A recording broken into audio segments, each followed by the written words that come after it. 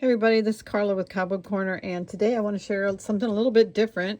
Most of you know that I previously I used to make jewelry professionally for, I don't know, 10 years or so, and I quit quite a few years ago. But I have thousands of pieces of jewelry supplies and hundreds of pieces of jewelry made that I'm trying to figure out what to do with. And one of the things I've been doing is taking my jewelry apart and turning it into scissor fobs. So today I thought I'd show you how to make a scissor fob and some ideas to, if you've done this or want to try this, to make yours a little, just some really simple things that I think make them look more professional and prettier. So I'm going to start with this bead here. This was on a necklace that didn't sell, and try to get some good light here. It's really hard to get good light. So this is a handmade, hand-blown lampwork bead that was made by an artist in Galena, Iowa. I bought this probably 10 years ago. It's absolutely stunning. These are kind of pricey beads because they are each made one at a time.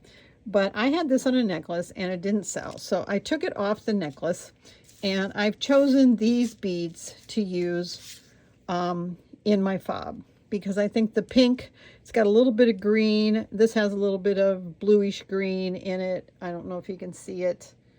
But see if we can get down there a little bit more. Nope, that's not going to work. So you'll just have to trust me on the color. So dark, dark, dark red with some blues and some greens. So the first thing I'm going to do, I was thinking what to put on the bottom. And I could take it apart and make it so there's nothing on the bottom, but I thought this kind of has a Victorian feel to it with the deep red colors. So I chose two heart charms, and I think I'm going to go with this one, which is a sturdier two-sided brass heart. So the second thing I'm going to do is, this ring was, this jump ring was on it, and that is too big. I don't want that much space in between where my fob starts, where the beads for my fob start. So I'm going to also take that large jump ring off. So I'm going to do that first, and then I just use this end. It doesn't really matter what end. I am going to open this up, get the right side here, and put my charm on and close that back up.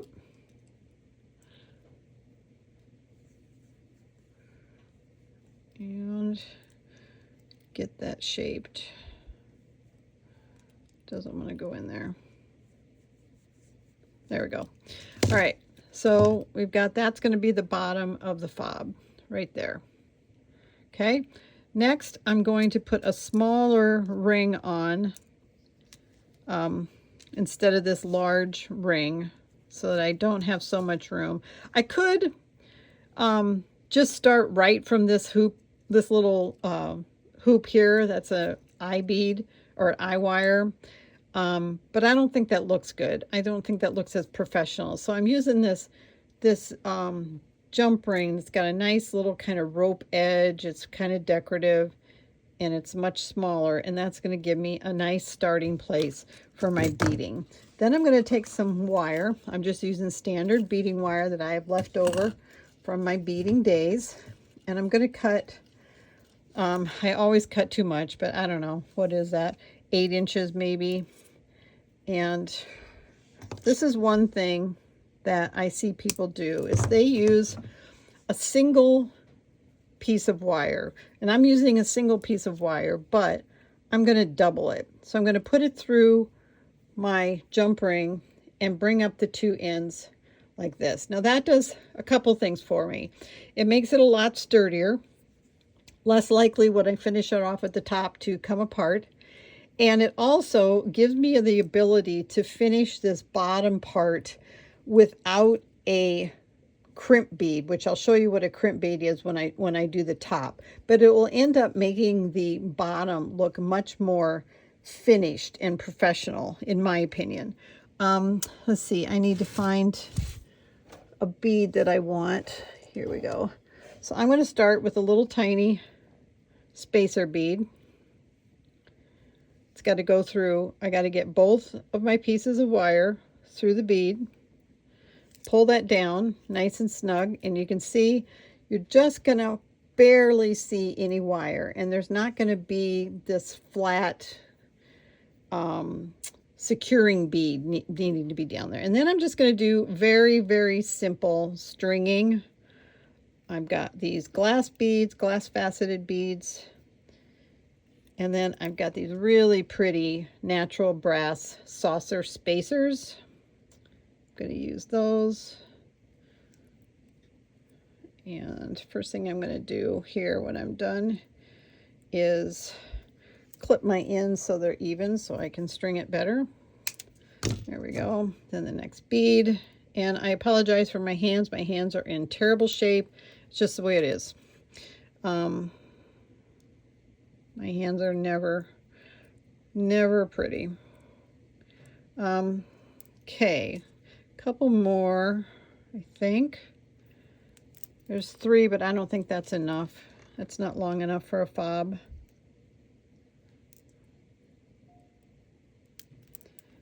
And here's my other one.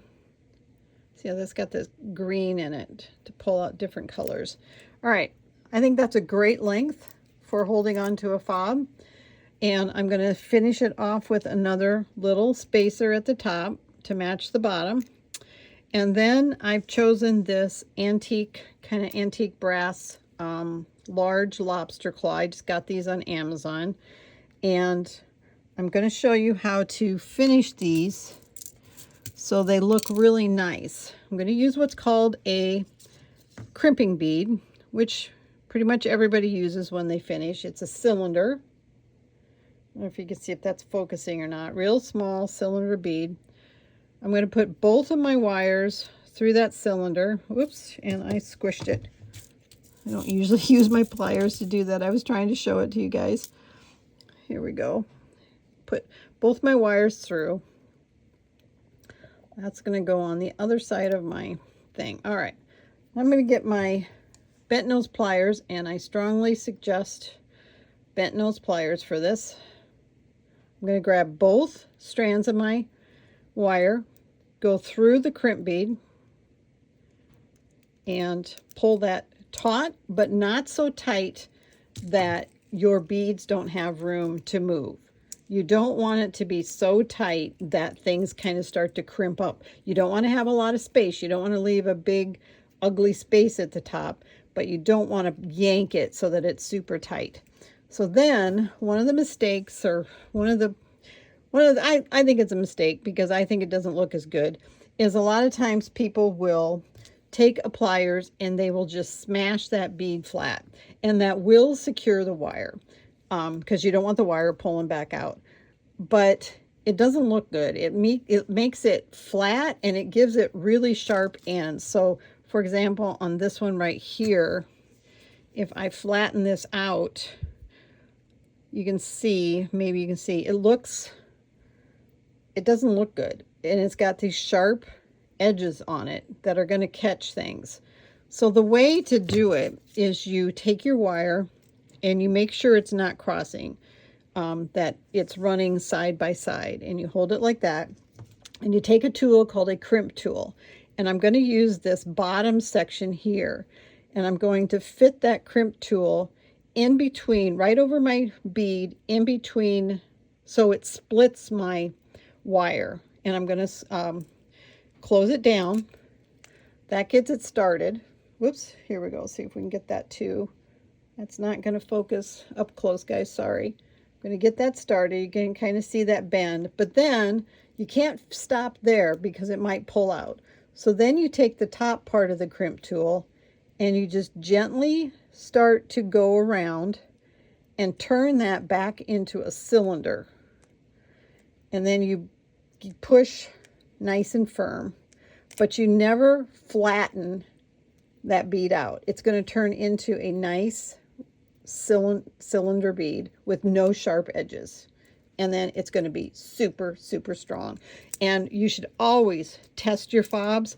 Give it a good hard pull, because sometimes the crimping doesn't go right. I've been there many times, and you'll go to pull kind of hard, and it just comes apart, and you got to start over. And you don't want someone you're selling or gifting that to have that happen. Then I'm going to snip the wire off real close to the crimp bead, and a lot of people will stop there, and that's another mistake. There's one extra step that can really up your game on your fobs, and that is to cover that crimp bead with a crimp cover. And normally I have brass colored crimp covers, but right now all I have is silver. So you can see this is open on the side like a horseshoe shape, and that little horseshoe shape is going to go right over the end of my crimp bead that I just used to secure my wire. And then I'm going to take the top end of my crimp tool, this bigger one, and I'm going to start to gently close that crimp bead cover. And when I'm done, if I do it right,